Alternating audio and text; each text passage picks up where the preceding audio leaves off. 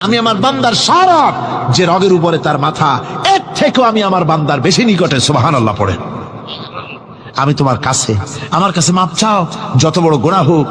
ওয়াকালা রাব্বুকুম উদউনি আস্তাজিব লাকুম। তোমার প্রভু তোমাকে ডেকে বলেছে আমাকে ডাকো, আমি মাফ করে দেব। সুবহানাল্লাহি ওয়া বিহামদিহি। কত বড় কথা, আমাকে ডাকো, নিরাশ হয়েও না, হতাশ হয়েও না। আল্লাহর গজব বেশি না রহমত বেশি? আল্লাহর রহমত বেশি। হাদিসে কুদসির ভিতরে এসেছে, আল্লাহ পাক বলেছেন, কোন বান্দা যদি আমার দিকে এক বিগত অগ্রসর হয়, আমার রহমত তার দিকে এক হাত এগিয়ে যায়। কোন বান্দা যদি আমার দিকে হেঁটে আসে, আমার রহমত তার দিকে দৌড়ে যায়। বান্দা যখন আল্লাহর দরবারে দুহাত উঁচু করে চোখের পানি ফেলে দেয়, মুসলিম শরীফের হাদিসের ভিতরে এসেছে, গভীর রাত্রে, রাতের তৃতীয় অংশে আল্লাহ রাব্বুল আলামিন প্রথম আকাশে আসেন আর ডেকে বলেন, পৃথিবীতে আছো নাকি কেউ গুনাহ করে জীবন বরবাদ করে দিয়েছো, আমার কাছে মাপ চাও। ঋণগ্রস্ত আছো, অসুস্থ আছো, অপমানিত আছো, কে আছো মাজলুম, আমাকে ডাকো, আমার কাছে বলো, আমি ডাকের সাড়া দেব, জীবনের আশা পূরণ করে দেব। ওই সময় যেই সমস্ত লোকেরা কান্দে তাহাজ্জুদের নামাজ পড়ে, আল্লাহ জিজ্ঞেস করেন ফেরেশতারা, অমুক অমুক দেশে অমুক অমুক বান্দারা কান্দে কেন? ফেরেশতারা বলে, রব্বুল আলামিন তুমি তো ভালো করে জানো। আল্লাহ বলেন, জানি, তবুও তোমাদের মুখে শুনতে চাই। তারা বলে, রব্বুল আলামিন তোমার এই বান্দা গুনাহ করেছে, গুনার জন্য মাপ চায়, জাহান্নাম থেকে বাঁচতে চায়। আল্লাহ পাক বলেন, ফেরেশতারা আমার এই বান্দারা আমারে দেখেছে নাকি? বলে দেখে নাই। বলে আমার দোজখ দেখেছে নাকি? বলে না, তাও দেখে নাই। আমার বেহেশত দেখেছে নাকি? বলে না, তাও দেখে নাই। আল্লাহ পাক বলেন, ফেরেশতারা সাক্ষী থাকো, ওরা আমাকে দেখে নাই, আমার বেহেশত দোজখ কিছুই দেখে নাই, শুধুমাত্র আমার নবীর কথা, আমার কোরআনের কথা বিশ্বাস করে আরামের ঘুমকে হারাম করে যেভাবে তারা কাঁদতেছে, সাক্ষী থেকে যাও ফেরেশতারা, আবার রহমতের দরিয়ায় জোশ মেরেছে আমার ওই ক্রন্দনরত বান্দাগুলিকে আমি আল্লাহ মাফ করে দিলাম। সুতরাং মুমিন বান্দা যারা, আল্লাহর মুমিন বান্দা যারা, এই ঈমানের কোয়ালিটি, এটাও হতাশায় নিরাশায় ভেঙে পড়বে না। গুনাহ তো মানুষই করে, গুনাহ হয়ে গেছে, মাপ চাও। তোমার গুনাহ কদ্দুর? তোমার গুনাহ যদি হয় পাহাড় সমান, আল্লাহর রহমত আকাশ সমান। জাহান্নামের কঠিন শাস্তি থেকে বাঁচতে হলে আল্লাহর প্রতি ঈমান আনতে হবে। আর ঈমান আনলে যে কোয়ালিটিগুলি হওয়া উচিত, সেগুলি আমি আপনাদের সামনে আলোচনা করছি। এরপর আরেকটি কোয়ালিটি হবে মুমিনের, তা হলো কঠোর কঠিন বিপদে অবিচল থাকবে, বিপদে ভেঙে পড়বে না। বিপদ আপদ, শত্রুতা, ক্ষয় ক্ষতি যা কিছু হয় সবই আল্লাহর পক্ষ থেকে, এটা মেনে নিতে হবে এবং ধৈর্য ধারণ করতে হবে। বিপদ মুসিবত শুধু উম্মতের জন্য নয়, দুনিয়ার সমস্ত নবীদের বিপদ এসেছে, হয় নাই? নবীদের বিপদ আসে নাই? কোরআনে কারীম থেকে শুনুন, আল্লাহ রাব্বুল আলামিন বলেন, ওয়াকাযালিকা জাআলনা লিকুল্লি নাবিয়্যিন আদুওয়াম মিনাল মুজরিমিন। আল্লাহ পাক বলেন, এমনি করে আমি সকল নবীদের শত্রু বানিয়ে দিয়েছি সব পাপিষ্ঠ আর অপরাধ প্রবণ লোকদেরকে। প্রত্যেক যুগে নবীদের শত্রু ছিল, প্রত্যেক যুগে নবীদের কি ছিল? শত্রু ছিল। সে শত্রু কারা ছিল? আল্লাহ পাক বলছেন, নবীদের শত্রু ছিল পাপিষ্ঠ আর অপরাধ প্রবণ লোক, এরাই ছিল নবীদের দুশমন। রাসূলগণের অবস্থা যদি এই হয়, তাহলে তার উম্মত, ওই দিনের ধারক বাহক যারা, তাদের বুঝি বিপদ আপদ হবে না নাকি? হবে কিনা?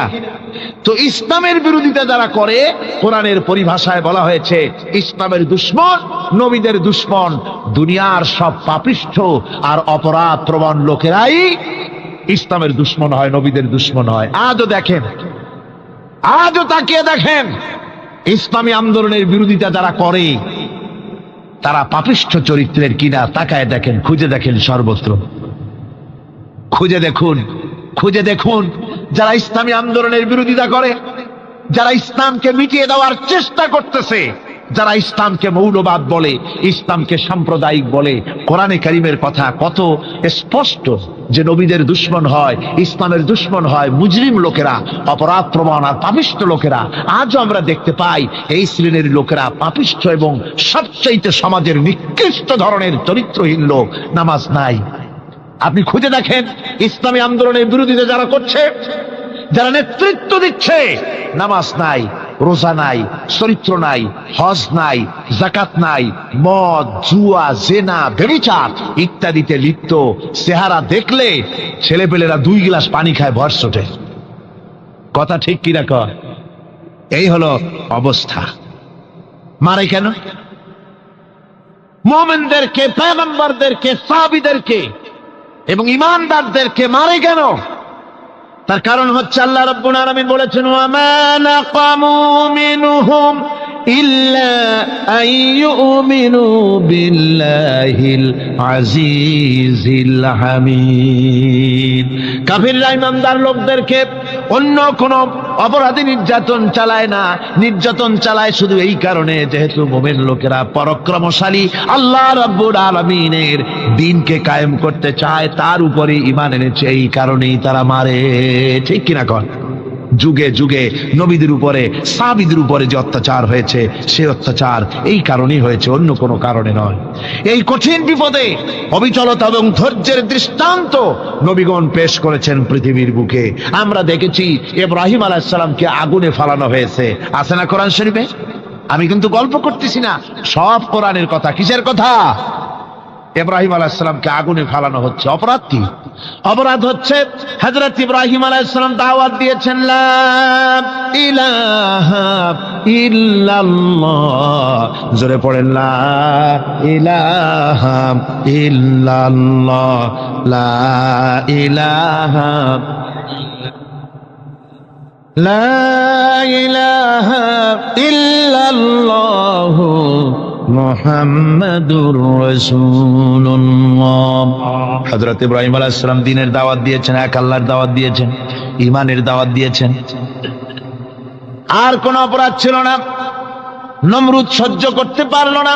কোরআনে কারীমের মধ্যে সব কথাগুলি আল্লাহ পাক এই জন্য বিধৃত করেছেন, এই জন্য কোরআনে কারীমের মধ্যে সব কথা উঠায় দিয়েছেন, যাতে করে মুমিনেরা বিপদ আসলে পরে যেন ঘাবড়ে না যায়। ইব্রাহিম আলাইহিস সালামকে আগুনে ফালানো হচ্ছে। ফেরেশতা বলছে, ইব্রাহিম তোমারে আগুনে ফালায় দাও, হতেছে আমার কাছে সাহায্য চাও, আমার কাছে ক্ষমতা আছে, আগুনগুলো উঠাইয়া নমরুদের বংশ জ্বালায় দেব। হযরত ইব্রাহিম ফেরেশতার কাছে সাহায্য চাইছিলেন নাকি? তিনি বললেন, ফেরেশতা তোমার কাছে সাহায্য কেন চাইব? আমি তো এমন কোন অন্ধ আল্লাহর ইবাদত করি না যেই অন্ধ স্রষ্টা তার গোলামের দুঃখ দুর্দশা না দেখেন। আমি তোমার কাছে সাহায্য চাইব না। হযরত ইব্রাহিম আলাইহিস সালাম পাশ করলেন। কি বলেন, পাশ করছেন না? ঈমানের পরীক্ষায় পাশ। আগুনের মধ্যে হযরত ইব্রাহিমকে যখন ফেলানো হচ্ছে, রব্বুল আলামিন আগুনের প্রতি নোটিশ করে দিলেন, ইয়া নারু কুনি বারদাও ওয়া সালামান আলা ইব্রাহিম। আগুন আমার ইব্রাহিমের জন্য শান্তিদায়ক, ঠান্ডা হয়ে যা। এখন কি আর আগুনের বাপের ক্ষমতা আছে ইব্রাহিমরে পোড়ানো? আর ক্ষমতা নাই। আমার বন্ধুগণ, ইব্রাহিম আগুনের ভিতরে আরামে বসা আছেন, আর ওদিকে নমরুদ বসে বসে দেখতেছে দূর থেকে। ইব্রাহিম তো জ্বলে না, গায়ের মধ্যে আগুন জ্বলে গেল। ডাক দিয়া কয়, আগুন তোর হলো কি? কেন জ্বালাইতে পারিস না আমার দুশ্মন রে? হলোটা কি তোর? তোর কি জ্বালানো শক্তি বন্ধ হয়ে গেল নাকি? আগুনের ভিতর থেকে জবাব এলো, নমরুদ রে, আমার ভিতরে জ্বালানো শক্তি আছে কি নাই যদি প্রমাণ করতে চাও, টেস্ট করতে চাও, তুই নিজে আয়, তোরে শুদ্ধ তামাম দুনিয়া জ্বালাই দিতে পারি, ইব্রাহিমের এক গাছা পশমও জ্বালাই দিতে পারি না। তার কারণ হচ্ছে আমি হচ্ছি মাখলুক, আল্লাহ হচ্ছেন খালিক। আল্লাহ আমাকে বলেছেন না জ্বালাতে, তুমি 1000 বার বললেও আমি ইব্রাহিমকে জ্বালাইতে পারবো না। কোরআনে কারিমে ঘটনা বলে মুমিনদেরকে সাহস দেওয়া হচ্ছে, মুমিনেরা দ্বীনের কাজ করতে গিয়ে বিপদ আবাজ আসবে, ঈমানের দাবি হলো বিপদ আসবে, আর বিপদ আসলে ঘাবড়ায় যেও না, মুসিবতে পড়ে চিন্তায় পেরেশানে হয়রান হয়ে যেও না। বিশ্বকবি আল্লামা ইকবাল কি সুন্দর করে বলেছেন, আজ ভি হোক জু বিরাহিম কা হিমা पैदा आग कर सकती है एक अंदाज गुलिस्तां पैदा।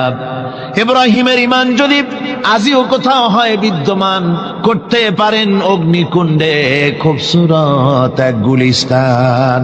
আজও যদি আগুনের ভিতরে কোন নমরুদ কোন ইব্রাহিমকে যদি ফেলে দেয়, আল্লাহ রাব্বুল আলামিন আজও আগুনকে ফুলের বাগান বানায়া দিবেন। সুবহানাল্লাহ।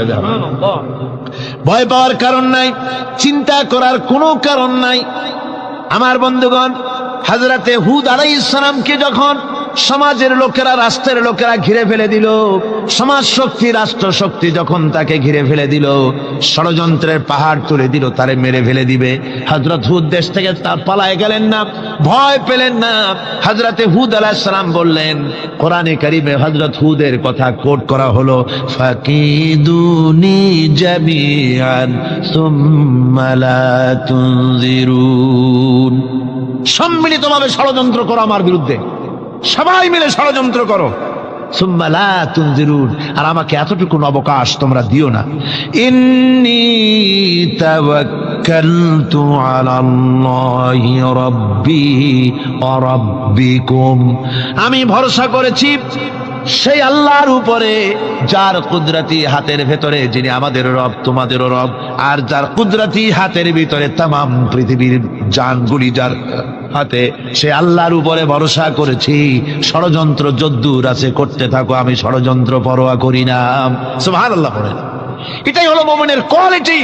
শুধু ঈমান, লা ইলাহা ইল্লাল্লাহু মুহাম্মাদুর রাসূলুল্লাহ, গরুর গোশত খাই, আর রবিউল মাস আসতে পরে ইয়া নবী সালাম আলাইকা, ইয়া রাসূল সালাম আলাইকা, তারপরে গরম গরম জিলাপি আর রসগোল্লা খাইলাম খুব বেশি করিয়া, এর নাম মুমিন নয়। মুমিন হচ্ছে তার চলায় ফেরায়, ওঠায় বসায় সাহসিকতার এক আন্দাজ তৈরি হবে সে। আমার ভাইয়েরা, বিপদে অবিচলতা আমাদেরকে পয়গম্বরেরা শিক্ষা দান করেছেন। আমরা দেখতে পেয়েছি বিশ্বনবী জনাবে মুহাম্মদুর রাসূলুল্লাহ সাল্লাল্লাহু আলাইহি ওয়াসাল্লাম হিজরতের রাত, কাফেররা চতুর্দিকে দাঁড়ানো, হযরত জিবরাইল এসে বলেন, ইয়া রাসূলুল্লাহ, হে কাফেররা চতুর্দিকে ঘিরে দাঁড়িয়েছে, গভীর রাত, এখন হাতে তাদের তরবারি, সকাল হলে পরেই তারা আপনাকে মেরে ফেলে দিবে, তাড়াতাড়ি ওঠেন, মদিনার দিকে চলে যান। আল্লাহ নবী ঘুমের থেকে জেগে হযরত আলীকে ডেকে বলেন, আলী, আল্লাহ অর্ডার করেছেন আমি মদিনায় চললাম, আমার বিছানার পরে আমার চাদর গায়ে দিয়ে শুয়ে থাকো। হযরত আলী বলেন, আল্লাহর হাবিব, আপনার চাদর গায়ে দিয়ে ঘুমিয়ে থাকবো, সকালবেলায় কাফির বেঈমানেরা আপনার বিছানার পরে আপনার চাদর গায়ে দেওয়া অবস্থায় আমি আলীকে তারা মুহাম্মদ মনে করবে, আর আমি আলীকে নবী মনে করে তারা তাদের তরবারি দিয়া কেটে কেটে টুকরা টুকরা করে আমারে বিদায় করে দেবে দুনিয়া থেকে। এতটুকুনো পরোয়া করি না, বরং আমার দিলের মধ্যে এটাই তৃপ্তি থাকবে যে আমি আলীর জীবনের বিনিময় আল্লাহর হাবিব দুনিয়ায় বেঁচে আছেন।